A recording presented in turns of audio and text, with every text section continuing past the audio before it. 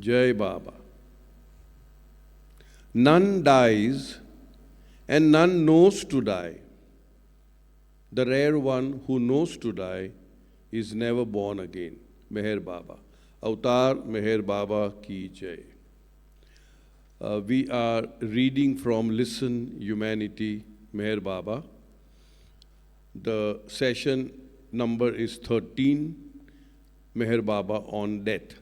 We are reading Listen Humanity, page number 96. The chapter's title is Death and Immortality. Instead of looking upon death as the opposite of life, he now inevitably comes to look upon it as the handmaiden of life.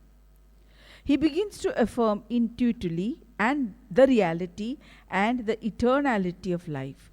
Instead of interpreting life in terms of death, man seeks to interpret death in terms of life.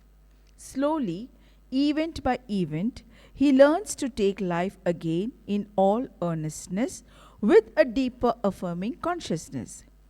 As he does so, he is able to give a more constructive response to the recurring sight of death. The challenge of death is now not only accepted and absorbed by life, but is met by a counter challenge. What is death? It is now death's turn to submit itself to critical scrutiny. All right.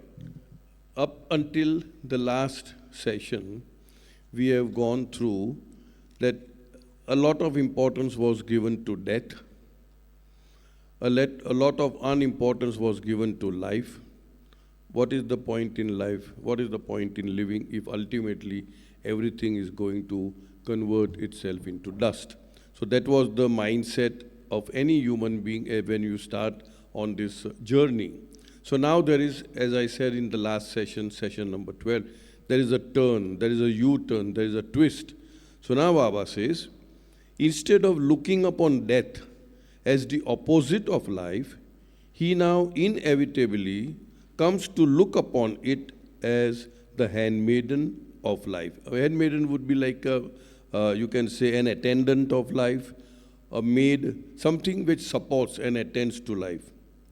He begins to affirm intuitively the reality and the eternality of life instead of life. In other words, as I had said in the last session, irrespective of how depraved one may be, how negative one may be, there comes a time in everyone's life when that U-turn, as I say, takes up, and then you start looking things with a different perspective, with a different light, with a very positive aspect. So here he says, Baba says, he begins to affirm intuitively. Now, there is something called intuition, and we have done this many times over.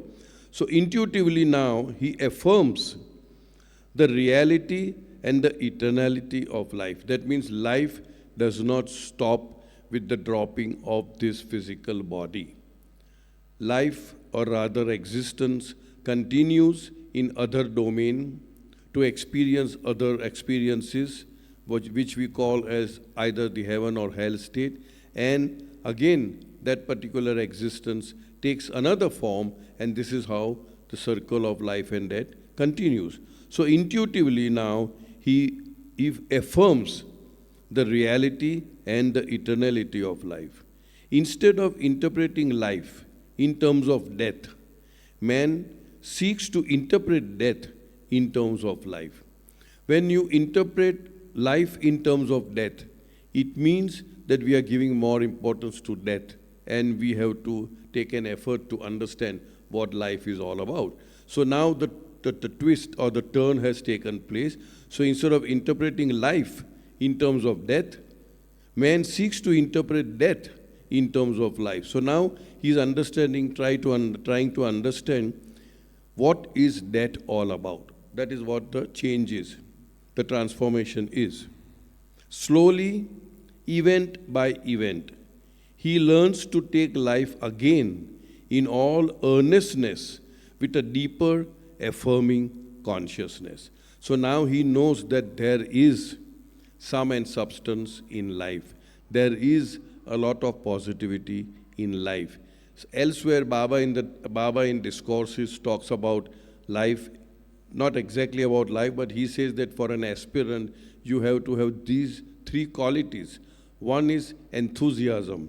Here Baba uses the word earnestness, which is the same like enthusiasm, cheerfulness, equipoise.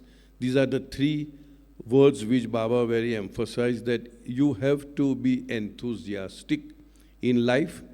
You have to be cheerful. Cheerful would not mean that you just keep laughing all the time, it means that you need to take life as it comes cheerfully, without being diffident, without brooding and weeping and wailing and crying and why me and poor me. So that is cheerfulness.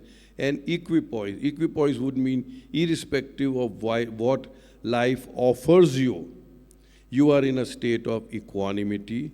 You accept what is happening to you. In other words, you are resigned or surrendered to what is actually happening. And then on that platform of surrenderance or resignation or equanimity, you build up your life again with enthusiasm and cheerfulness. This is my interpretation of these three words.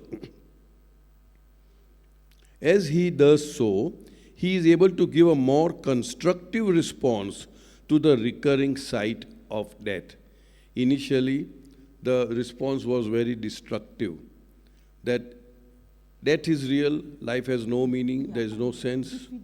Diffident. Yeah, he was very diffident, correct. So here Baba says that now the turnover has taken place and the person starts looking at life and challenge, and as in a constructive response. As he does so, the challenge of death is now not only accepted and absorbed by life, but is met with a counter challenge. Now you have accepted death as something which is inevitable, as something which each and every creature in creation has to go through, and that death is not the ultimate end of all life, that death is only taking up or throwing off one coat and later on putting on another coat. That particular death which we call as the false death, or the death of the body, physical body, then the man intuitively now accepts that this particular drama on earth which I am supposed to play, the role has ended and I am now supposed to enter into another role. So he looks at the entire drama in a larger perspective, and he realizes that this is not the end of life, this is just the end of this particular role that I am playing in this particular advent or incarnation. So now the challenge of death is now not only accepted and absorbed by life, but is met by a counter challenge. What is death? Now the inquiry is, what is death? It is now death's turn to submit itself to critical scrutiny. In the earlier paragraphs, we have seen that life had to be subjected to critical scrutiny, and it was all the time a negative response, a destructive response, a diffident attitude. But now the whole tables have turned. All right. The most unsophisticated answer to this counter question is, death is only an incident in life. This simple and profoundly true declaration terminates the unendurable chaos precipitated by regarding death as the extinction of life. Soon it is clearly seen that it is futile to try to understand death without first understanding life. Okay. The most unsophisticated answer. It is unsophisticated, but it has a lot of truth in that. And what is that? Is the counter question is, death is only an incident in life. In other words, give a lot of importance to death, whereas in truth, in reality, it is only an incident in life. In other words, it is a recurring feature. We must have all died so many millions of times, and yet we don't remember it. So death is inevitable, and death is only an incident in life, and life continues its journey in the subtle and the mental body, experiencing the state of hell or heaven as per the prepondering sanskaras, and again takes up another body, and this keeps on continuing. Is from rudimentary consciousness to full consciousness. No, that is okay. What Soumya says is that, yeah, from the root, now we are talking about life and death of a human being. So we have already achieved full consciousness. Soumya says that basically from the most finite or rudimentary consciousness, now we have come to full consciousness or complete consciousness in the first human form that we all know. And now we are discussing life and death with regard to a human form. Right. So, this simple and profoundly true declaration terminates the unendurable chaos precipitated by regarding death as the extinction of life. Death is not an extinction of life. It's not a full stop. It's like a comma. And then you come back again, as I said, in a different role, and again, and again, and again. And if we took death in a very larger perspective, like Baba has said sometimes, in one of the discourses, that you have no idea how many wives you have had, how many husbands, how many children, how many parents and all that. And you don't even know how many times you must have died, and you don't brood or weep about it. But now in this particular form, in this particular incarnation, we are struck by the death of somebody who is very close to us, for the simple reason that we are attached to the form. The attachment to the form is what gives the grief. And attachment, or rather detachment, does not mean, and we keep repeating this, does not mean that you are callous, you are heartless, you are crude, you don't care, I care two hoots. No. You will do whatever needs to be done by way of your duty, by way of fulfilling the responsibility, with a thorough understanding that this is just a form with which you are attached, that there is the truth behind the form, and the form is impermanent, the form is transient, the form is perishable. And when you serve, or when you love, or when you care, with that understanding, then by and large, when that form is no more visible to our physical eyes, you may feel a certain amount of, you can say, loss. You do feel that way, but that will be for a very short time, because you have the background knowledge that there is no extinction to that life. That particular soul or spirit, if you may, continues its journey and comes back again in another form. Right. As consciousness. It is Oh, I have not seen. Oh, I'm sorry. Sorry. So it is clearly seen that it is futile to try to understand death without first understanding life. In other words, if we understand life in its true perspective, death will not affect us. Elsewhere, Baba has said, words to the effect, knowing the false as false is knowing the truth. So we need to know what is the false, and knowing it to be false, we have a distance or a detached attitude towards everything in life. Again, elsewhere Baba says, when real light appears, this darkness which you think is light disappears. In other words, Baba is trying to prepare us on the path of truth, keeps telling us over and over again that accept you, that means accept the self, that means accept God, that means accept Baba. Everything else is in the domain of illusion. It's impermanent, it's transient, it's a passing show. It's not going to be there forever. Only you meaning the self, will remain forever. And once we are attached to the self rather than the body, then by and large, I say by and large, we are able to take the shock of death in a more equanimous manner.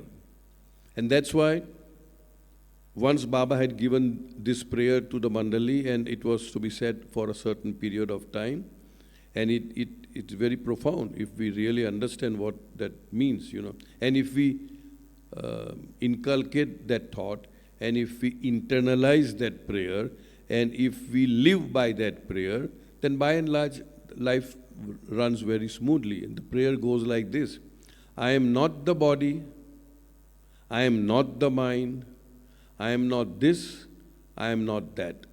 I am nothing but a living lie of that truth.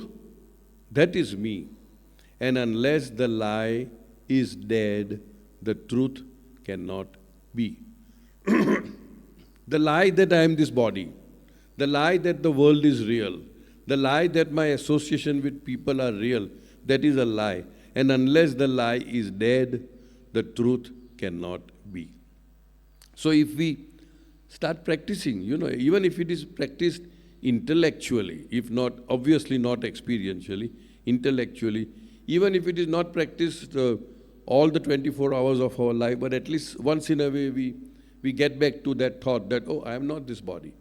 The body is only an instrument. Like Baba gives another example. You have a very expensive pen and you lost it. Somebody stole it.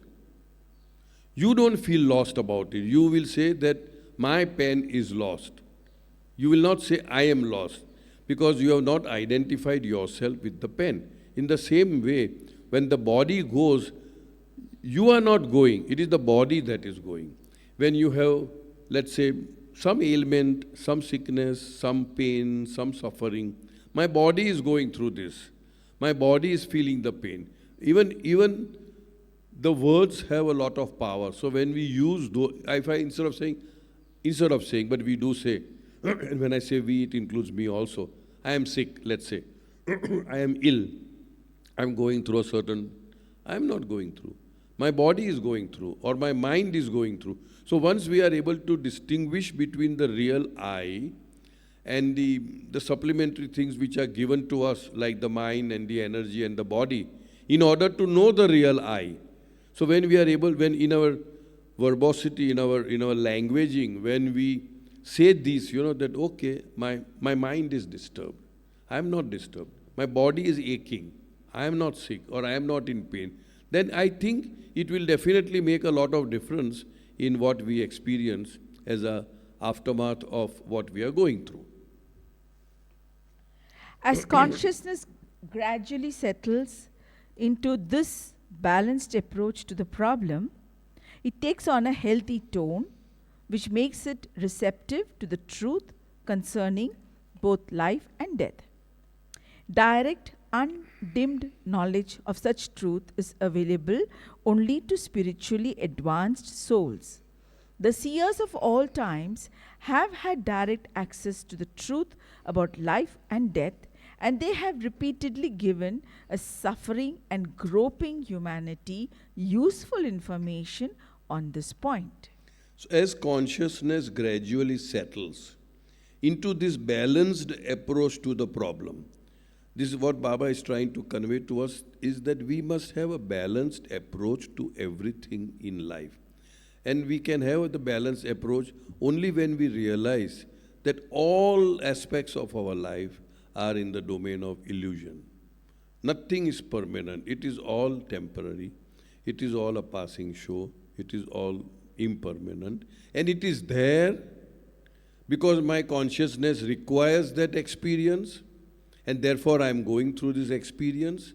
And by going through this experience, if I do not add my karma by reacting and blaming and crying and weeping and wailing and stuff like that, instead of doing that, I accept it as a part of my own film making through my past actions, and I accept it. A lot of our past load can be eliminated, can be annihilated, can be balanced out with this balanced approach towards what is happening on the screen of our consciousness. As consciousness gradually settles into this balanced approach to the problem, it takes on a healthy tone which makes it receptive to the truth concerning both life and death. We become more receptive, we start accepting things as they are, rather than what we would want it to be. Direct, undimmed knowledge of such truth is available only to the spiritually advanced souls. Only those who are spiritually advanced know for sure that what we call death is only a changing of the coat after a certain period of time, what we call as rest, recuperation, learning in the state of heaven and hell. And then you put on another coat and again come back, and then this keeps on happening. So this kind of undimmed, which means clear, not blurred, vision is only available to the advanced souls. The seers of all times have had direct access to the truth about life and death. Those, we call them seers, we call them jnani, we call them illumined souls, or whatever. They have a very clear idea, they know it. And they have repeatedly given a suffering and groping humanity. Groping would mean searching blindly with the uncertainty. We do not, like in a dark room, you keep groping around, where is the door for us to get out of the room, something like that.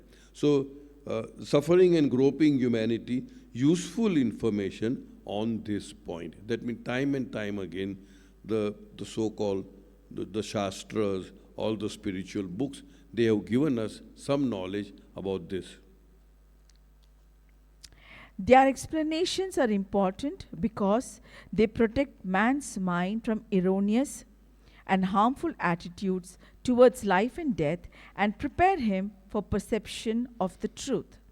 Although direct knowledge of truth requires considerable spiritual perception, nevertheless, even correct intellectual understanding of the relationships of life and death play an important part in restoring mankind to a healthy outlook.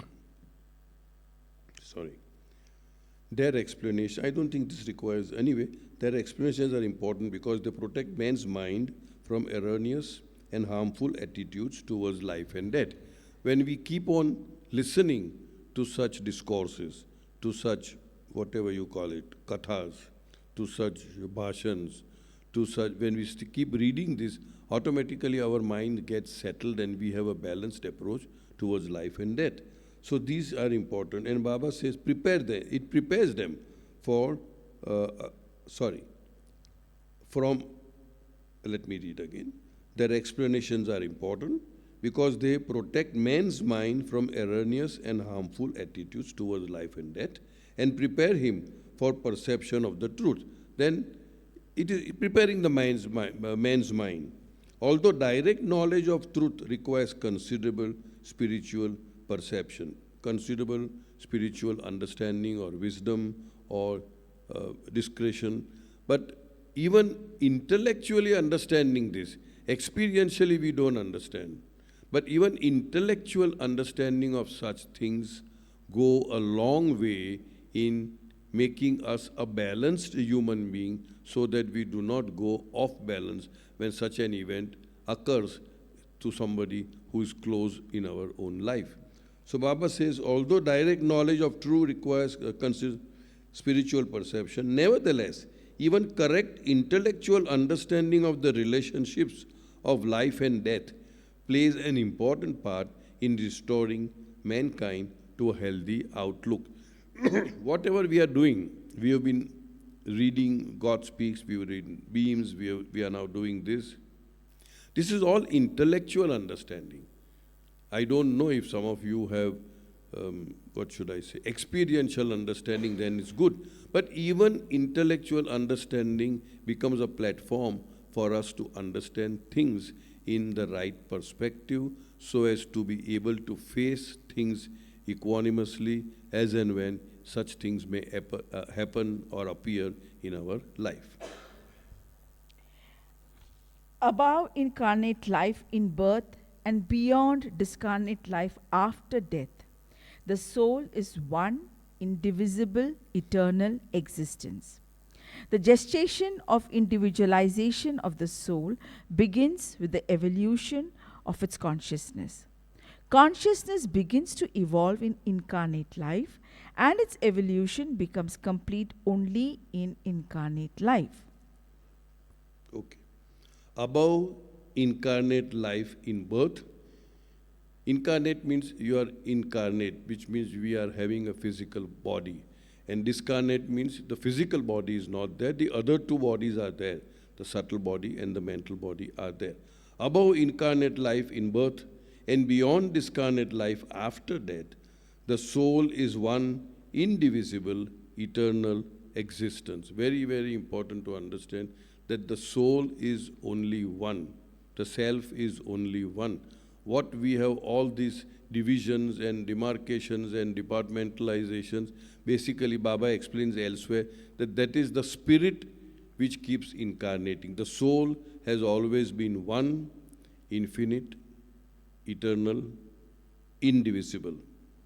The gestation of individualization of the soul to bring forth the individualization of that one eternal, infinite, indivisible soul. Of the soul begins with the evolution of its consciousness. From the start of the most finite consciousness. From the start, who am I? And we've done this, we are not going to go back to God speak. Then that is where the apparent separation or individualization of the souls took place. And why? Because of the existence of the bubble. What is the bubble? Bubble of mind, bubble of ignorance, bubble of illusion, bubble of separation, bubble of false ego, whatever you call it, bubble of different forms. That bubble keeps on changing. But the fact of the matter is that the drop and the ocean, the drop itself is in the ocean, but the drop itself is not just in the ocean, but the drop is the ocean. The drop carries all the capabilities, the abilities, the infinite knowledge, power and bliss. The drop is having it. Because the ocean is indivisible, but it is apparently, here Baba uses the word, consciousness begins to, the individualization of the soul begins with the evolution of its consciousness. Consciousness begins to evolve in incarnate life. Consciousness does not evolve in disincarnate life.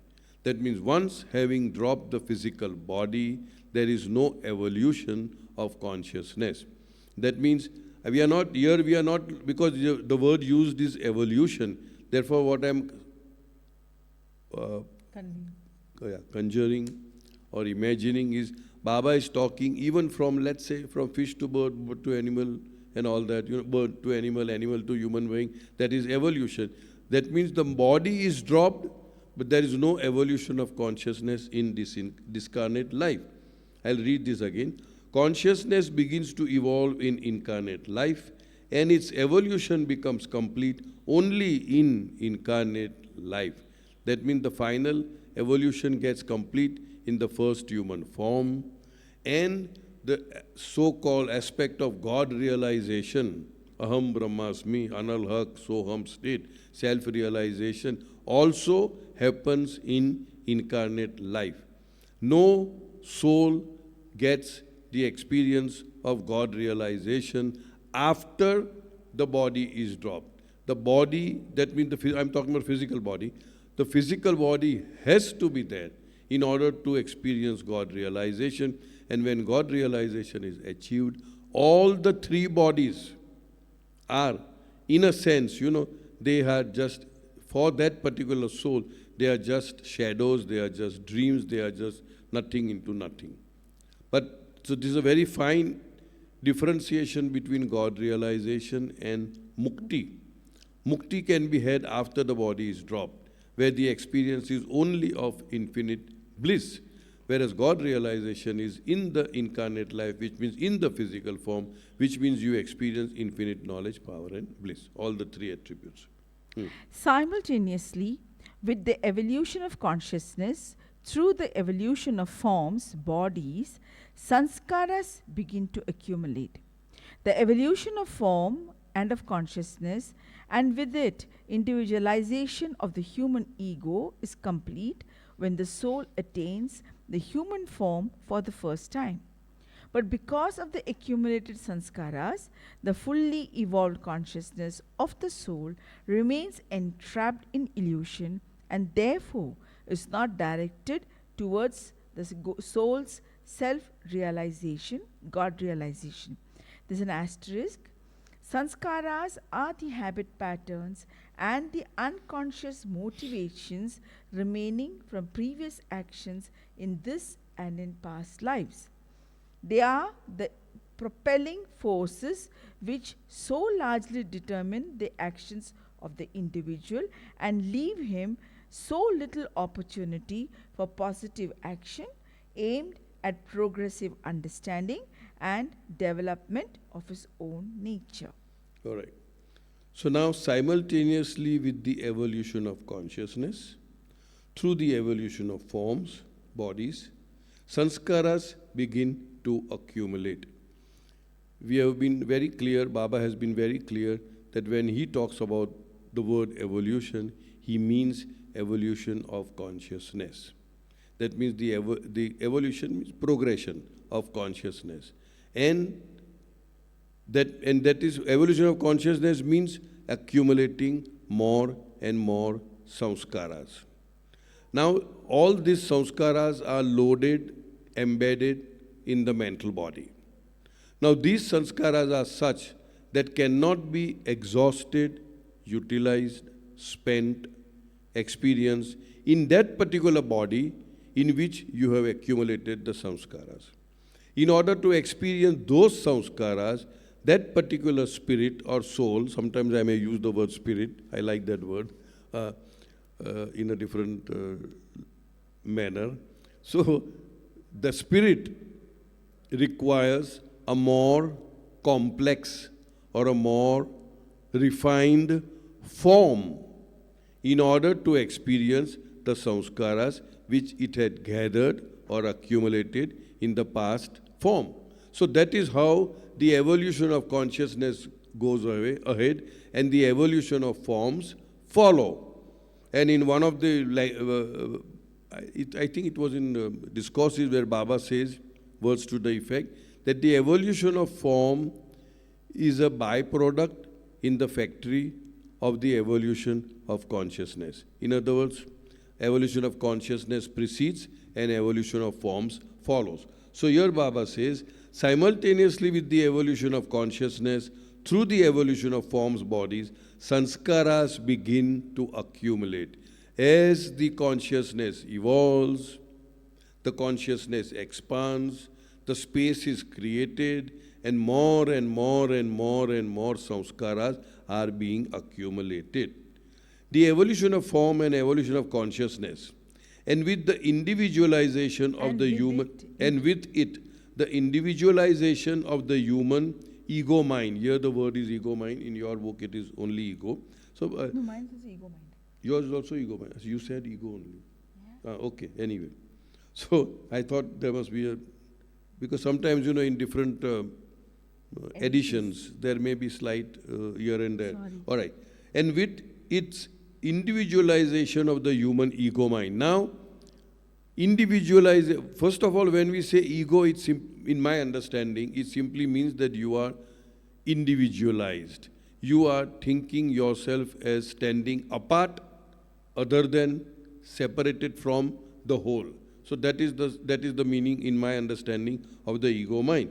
Is complete when the soul attains the human form for the first time. So when we talk about the individualization of the soul, when we talk about the ego mind, that gets complete in the very first human form, where consciousness is whole and complete, and all the three bodies, which were also gradually developing in the pre-human stages of animal, birds, fish, insects, reptiles, that way, plants, that was being developed, but gradually that was being developed. And in the first human form, complete, full consciousness with completely developed, full subtle body and the mental body.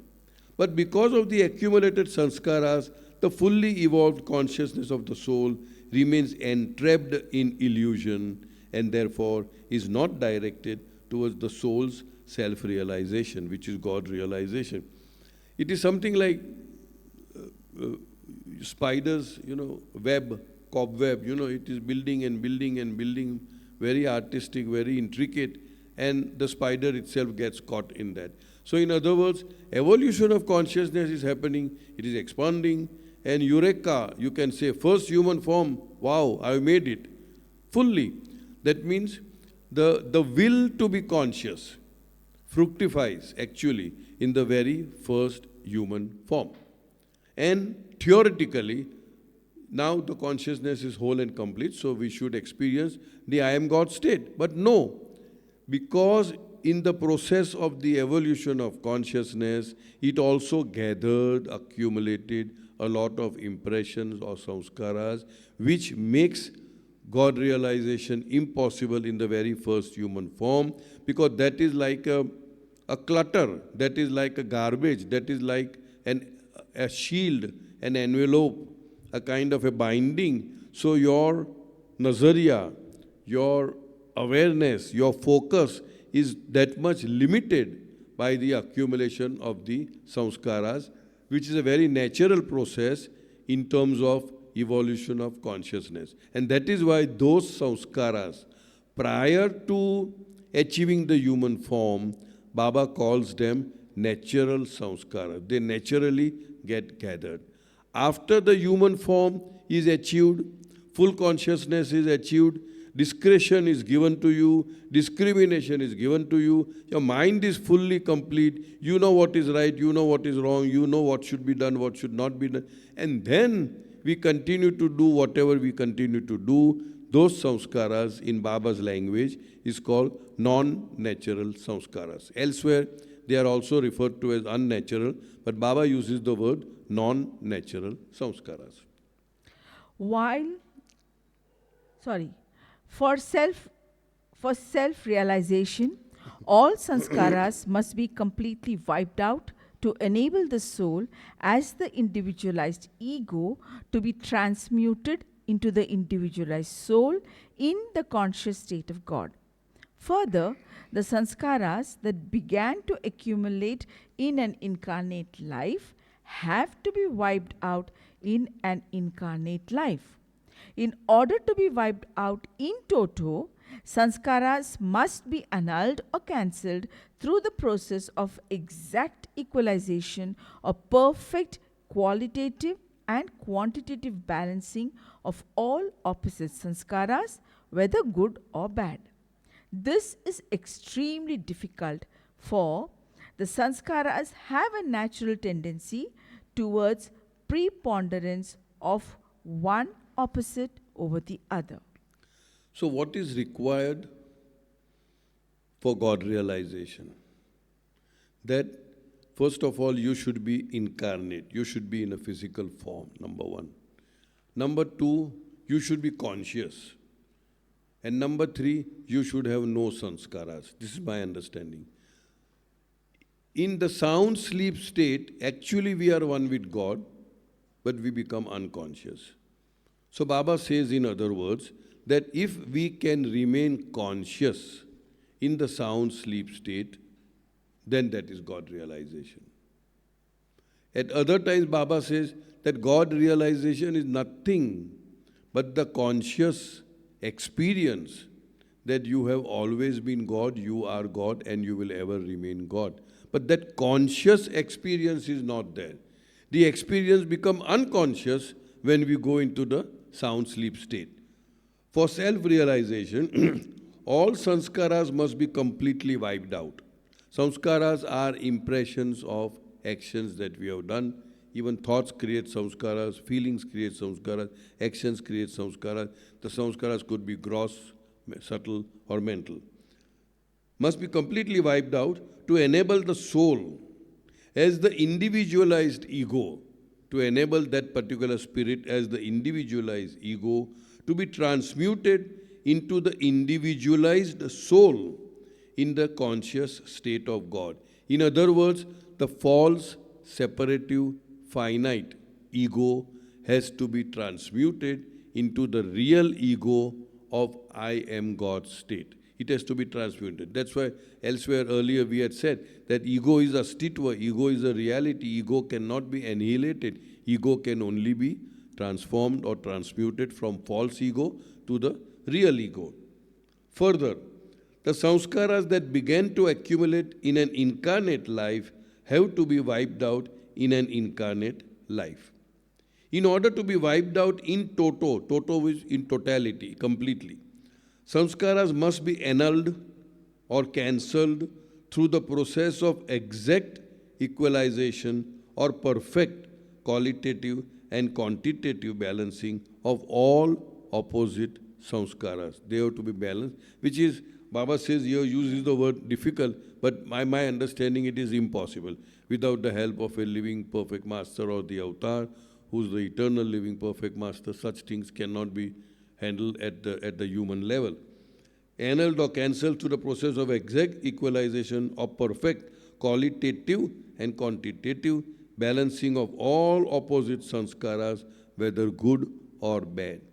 Very important to understand, we have done this earlier, good sanskaras also bind. And in fact, good sanskaras are very difficult to be balanced, because when somebody is told that these are your binding, how is it that good is binding me? Yes, good is also binding, bad is also binding. This is extremely difficult, for the sanskaras have a natural tendency towards preponderance of one opposite over the other. Means it has a natural tendency. If you take a weighing scale, it will never be equal. One pen would always be heavier. Either it could be good or it could be bad. So I personally feel that the whole scheme of things is such, the divine Leela is such, that you cannot ever claim to have balanced out your samskaras of your own accord. You need the help, active participation of a master. While Okay, so I think that ecstatic I have not read. Sanskaras are habit patterns and the unconscious motivations remaining from previous actions in this and in past lives. So basically samskara, see, we are all, in a sense, slaves of our own samskaras. We are all slaves of our own habits. That is why, somebody said, words to the effect,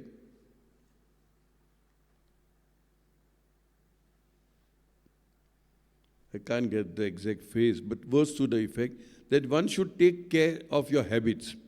And once the habits are controlled, once the habits are in your hand, then automatically your entire life comes in your own life. Because it is the habits, it is the tendencies, it is the naturalness with which we do things that become something like, habit is like a small string. And when you keep on practicing that habit over a period of time, it becomes like a very thick rope.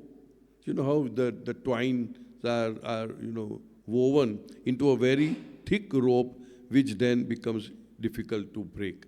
So in other words, those are our samskaras. It is extremely difficult. I would put it is impossible for us to change our samskaras. By that I would mean to change our nature. People, many, again I say including me, we know this is not good for me. We know this is not right to be done. But still we feel, okay, we do it. Why?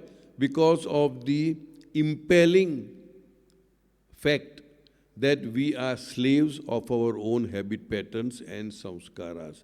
Once we get this in our own control, the habits in our own control, then automatically everything becomes smooth sailing. So here Baba says, they are the propelling force. They are the propellers. They are the ones which actually propel us, which so largely determine the actions of the individual and leave him so little opportunity for positive action. But here, elsewhere we had done it, that the past may impel you to a certain course of action, but it cannot compel you to take that action. But the impulsion is so strong that it becomes very difficult. Here Baba says, you are left with very little opportunity for positive action aimed at progressive understanding and development of his own nature. And all this becomes our nature. By nature, somebody is positive. By nature, somebody is negative. By nature, somebody... There are so many ways, we project ourselves, and that is our nature. And what is that? Because of the past sanskaras. And once, if we want to really change anything, that's what Baba says, if we really want to change anything in our life, we must start with action. Let us say, for example, it's just crude example, that my sanskaras are that I am very greedy. I want to pounce on somebody's property, this, that, everything, greedy. I, my, me and mine. And I know that this has been my samskara, this is my nature. It is very difficult to change it. But if at all I am reading Baba, and Baba says that if at all you want to change something, you must change with action. So now I've got a cue, I've got a key. How do I? And I I ponder over that, I meditate on that, I contemplate on that, and I say, I know I've got this nature of being greedy, but I have to counter it by being more generous. So then if I start the action of being more generous, and that way the greed samskaras gets balanced out. And so also with anger, lust, whatever you call it. Okay? While unbalance of... While in. While unbalance. Oh, why unbalance? Oh, that's what. While unbalance of the opposite sanskaras reaches its maximum in an incarnate life, near balancing is achieved after death during a period of discarnate life through the intense subjective pleasure or suffering in the states known as heaven and hell. Each incarnate life is an opportunity for the realization of one's true self. Each death or discarnate life is an opportunity for achieving a semblance of balance to start another birth with its further chance at self-realization. If the opportunity were fully taken, one incarnate life could be sufficient to make the individual realize this goal. But it is well nigh impossible to attain the initiative and longing to do so without getting involved in the illusory maze of innumerable opposite experiences.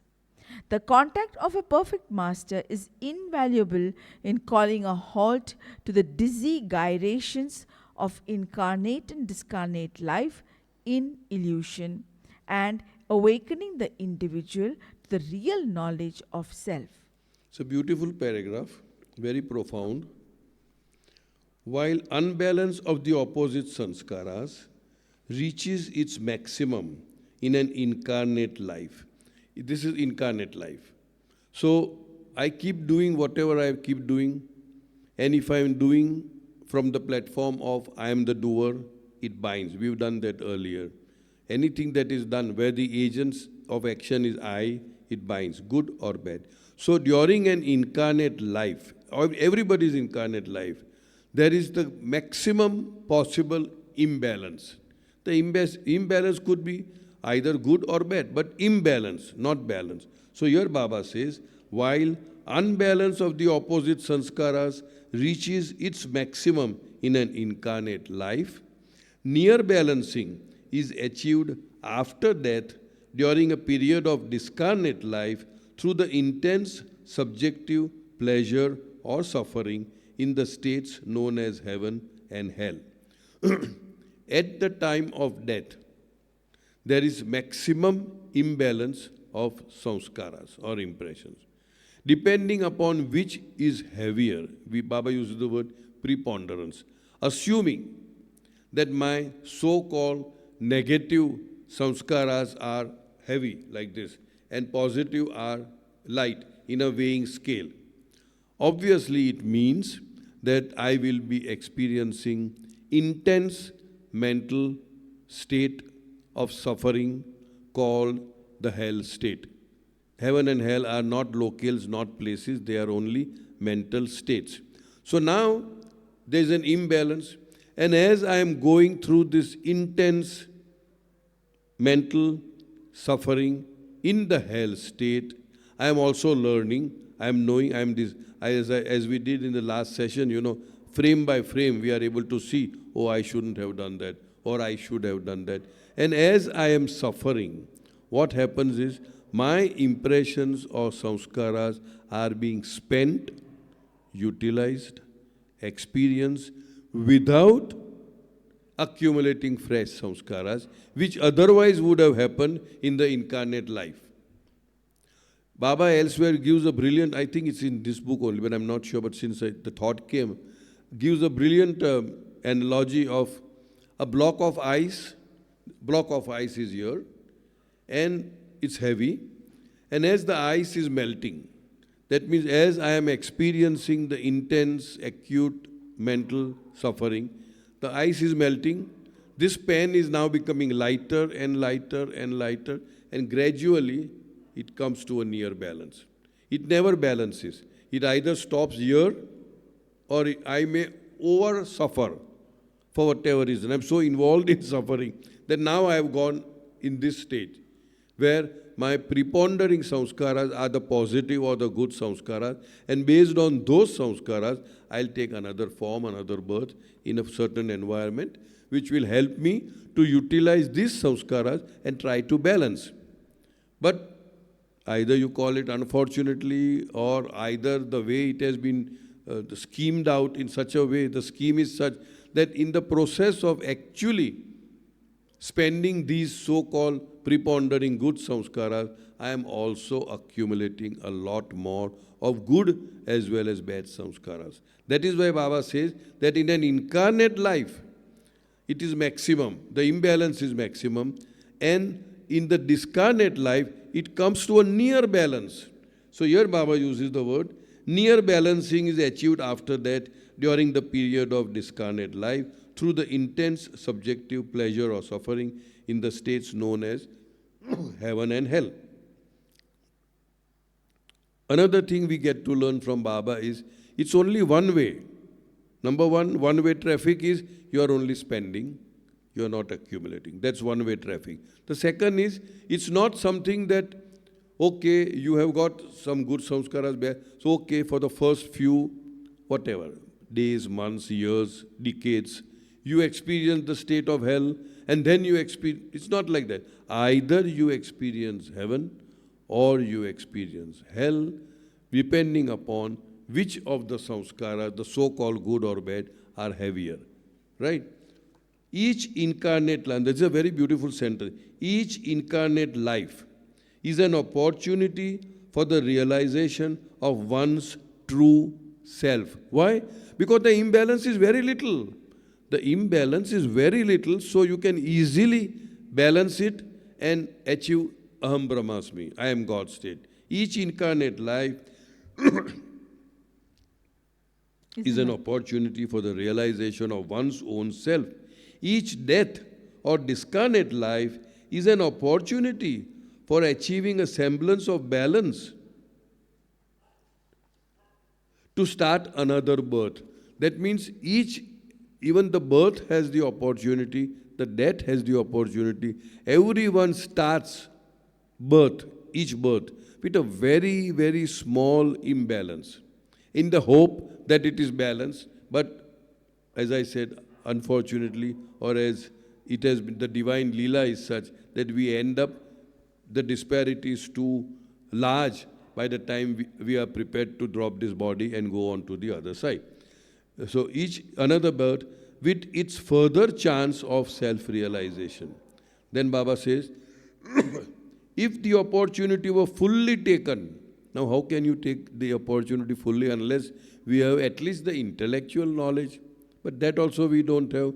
Nobody teaches us that at the very young stage, young age in schools or colleges, nothing. It's only when we are nearing old age we get to know this, but by that time the opportunity is lost. If the opportunity were fully taken, one incarnate life could be sufficient to make the individual realize this goal. Why? Because the difference, the imbalance is very small. But it is well nigh impossible to attain the initiative and the longing. In order to balance, first, of course, you need to have knowledge. That, okay, this is what I am expected to do, this is what I am born for. And you require that kind of an initiative, that kind of a longing at the exclusion of all other longings. That is very important. Today, and I am talking about myself, it's a pseudo-longing, let's say. Okay, Baba has blessed me with reading and all that, but what do I get involved with? WhatsApp, emails. Fortunately, I don't have a Facebook, or I have, but I've never seen for decades. So, we do not realize the importance, what is important in life, and the word here is initiative and longing. There has to be a longing that, okay, now I've done enough of this, now let me focus my attention on my own self so that I am through with this game of life and death. Just let me complete. Huh? So, it is impossible. Why? To attain the initiative and longing, to do so without getting involved in the illusory maze of innumerable opposite experience. We get into the maze. For example, Soumya, she is brilliant, but she would rather spend a lot of time in cutting the vegetables, in doing jharu pocha, which we can easily do away with and spend some money and get somebody else to. So this initiative and longing, first and foremost, to know what is important in life, and number two, to do that is important in life, to the exclusion of all other superfluous distractions that come in the life. And these distractions don't come as distraction. They come as, oh, it's very important. It's very important to do this, you know. It's very important to have the house clean, of course. It's very important to cook very beautiful, very tasty meal. I'm not saying it's not. So I would call that we are so hoodwinked by our own habit patterns and mind that what is important is kept aside, and we just get into the maze of all the other things which pose itself as important, and then the life is lost. Yeah, you have a question. I've got 2 lines more, but I'll read it later on. So technically and theoretically, we can achieve God realization in just 2 births. Yeah, that's what. First is the animal to human. Yeah. Because it's almost impossible, because that is natural sanskaras. Yes. Second is, if we get the grace of a God realized soul. Yeah, that we can get it any time. But that on our own effort also, Baba says you can do it. Reading these books. You can do it, not only reading, but internalizing it and experiencing it. You know, it's not just reading. Reading is very superfluous.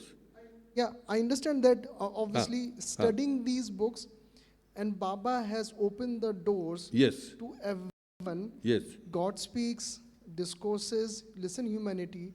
I think these 3 books, there are many more, but I think these 3 books are benchmark that people, anyone can get God realized in this birth only. Yes. Wow, but that's very profound. Yeah, but easier thing would be, I would say that this is very difficult, because on our own, first of all, we must understand what are my sanskaras, what are my traits, what are my habit patterns, what are my tendencies. Again, it's written in these books. Yeah, it is written. Because if we do not study these books, we do not understand that my sanskaras is getting lazy. So I have to be more proactive. Right. So if I do not read these books, I will not be more proactive. We must generate that kind of intellect to understand what is important in life. What am I here for? What am I doing here? Is it what I have been sent to do? What are your priorities? Absolutely. What are your priorities? And that priorities have to be prioritized at the exclusion of other things which are actually not, which we don't do. But I was just telling you that there is an easier way, which is by Baba's benevolence and magnanimity, he is saying, and it's not that it's only Meher Baba said, even the past avatars have said, that whosoever takes the name of God at the time of breathing his last gets mukti.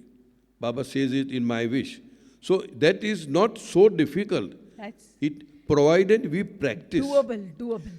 Provided we practice. Again, you are. I'm again saying that yes, it is the best way to get God realized. But Mukti, not realizing. Yeah, you mukti, don't get. Baba you talks get, about. You do not have to take rebirths and then you merge with God, and that is eternal bliss. That is the easiest way, and that is, I think, the best way, or maybe better way than getting God realized, Right. of those three aspects of Right. perfect bliss, perfect Infinite knowledge, knowledge and and perfect Bliss. bliss, knowledge, and power. But Right. even again, I'm saying that this is the best way, the perfect way. Correct. But do not undermine the importance. Or No, not at all. I would say Nobody would like again, to. No, please say that to everyone. We would that never do that. Yes. everyone can get God realized in this birth reading these three books. Absolutely. And that's very profound. I'll read the 2 lines and I think then we'll stop because we've already almost 1 hour. The contact of a perfect master is invaluable in calling a halt to the dizzy gyration. Dizzy would mean very confusing and, very height, we call it. And gyration also would mean spinning, whirling, you get lost. Of incarnate and discarnate lives in illusion and awakening the individual to the real knowledge of self. In other words, the importance of a living perfect master or the avatar, who's the eternal living perfect master, if we follow his dictates in our own heart, if we follow what he has given in my wish, if we follow what he has given in how to love God, if we follow how he has given, what he has given in 12 ways of realizing me, these are very potent documents which Baba has given. If we do that, then yes, it will definitely. Now, I'm ending with a story. It's just a few minutes. But 1 minute. Baba has said, the more you read me, the more you will know me. Correct. So when we read, we get to know more and we get to love him. And then when you love, you always remember him. It is such a, it is like, snowballing effect, Once you start reading, then it is so beautiful. You will automatically remember him. Now, Sorry. the importance of Baba's words, how Baba himself gives importance to his own name, not words, I mean Baba's name, right? Now, this is how I understand. Baba would stay in Mehrabad and he would have his Savas programs in Mehrabad and he would be coming by car. The driver would be Iraj. Then Baba would, anytime he would ask for anything. So the mandali had to be prepared with everything available so that Baba may all of a sudden say, I want this or I want you to do this. So Kaka Baria was one of Baba's mandali. So he would be having all kinds of stores, everything is there in the car. So Iraj is driving, Baba is sitting next to Iraj, Kaka Baria is sitting behind with all this paraphernalia. And on the way, they picked up somebody from Sattha family. I assumed the name was Merwan. And the car was going at a regular speed. And all of a sudden, something happened, and the car swirled. Something happened, near accident, about to fall in a ditch. Try to visualize this thing. The very first question Baba asked, who remembered my name? And he looks at Iraj. Iraj said, my attention was in the steering wheel. Otherwise, it would have gone into the ditch and we would have all have gone, Then Baba turns to Kaka Baria and says, Kaka Baria says, when this happened, all the stuff, it just got scattered. So I was trying to look after them, assemble, sort of trying to protect that it doesn't get here and there. Then he looks at the other gentleman, Merwan, as I said, we've given, I think it was Merwan, not Merwan Jasawala, somebody from Satta family. And what about you? So he says, Baba, you are with us. So I was so carefree, bindas we call it. I knew nothing is going to happen.